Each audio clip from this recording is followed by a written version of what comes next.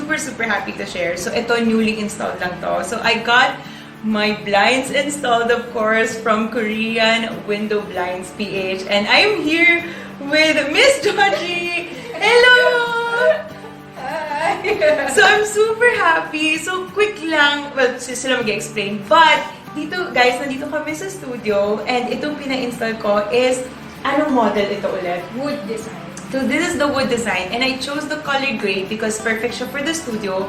Because ang problema ko is yung it's too bright.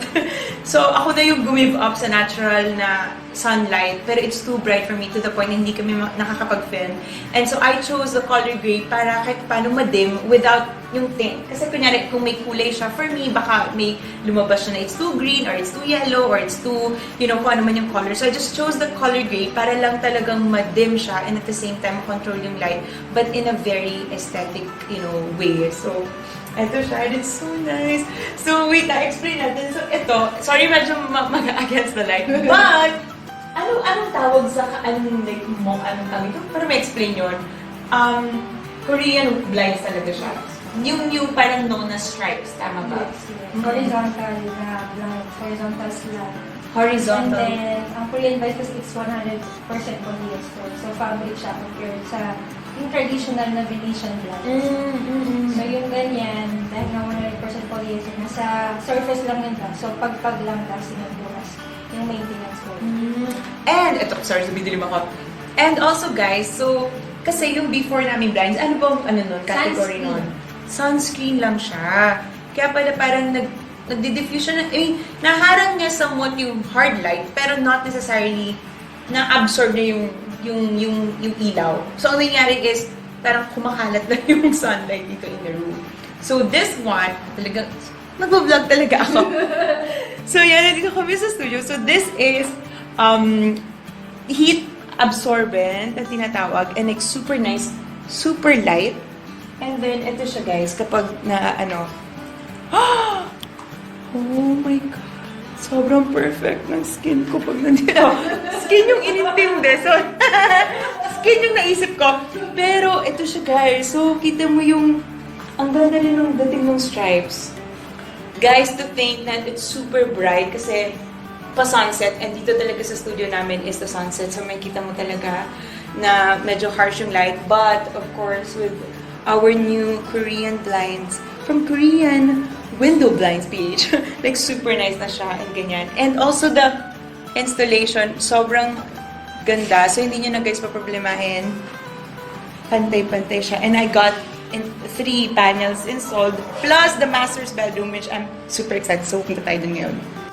Ito na guys, yung master's bedroom. And as you can see guys, it's so nice. So, again, 3 panels installed. But this time, ito yung tinatawag na, ito na naman si Miss Georgie para ma-explain. So, this is what, iba na siya guys sa model compared sa studio. And this is what we call The blackout, combi blackout. Combi blackout. Miss Georgie, really good. So, blackout siya. And pinili ko blackout for the room because since this is the bedroom and dito kami natutulog, of course, since maliwanag siya dito, minsan, kapag gusto mong matulog pa ng mas mahaba, hindi namin nagagawa kasi maliwanag na maliwanag. And mainit talaga. But, eto na guys, ito yung blackout series. And, ewan ko kung makikita nyo, but, isasampulan lang namin, magpapatay kami ng ilaw. Oh! Look at that! So happy! And then, diba? Gusto mo to?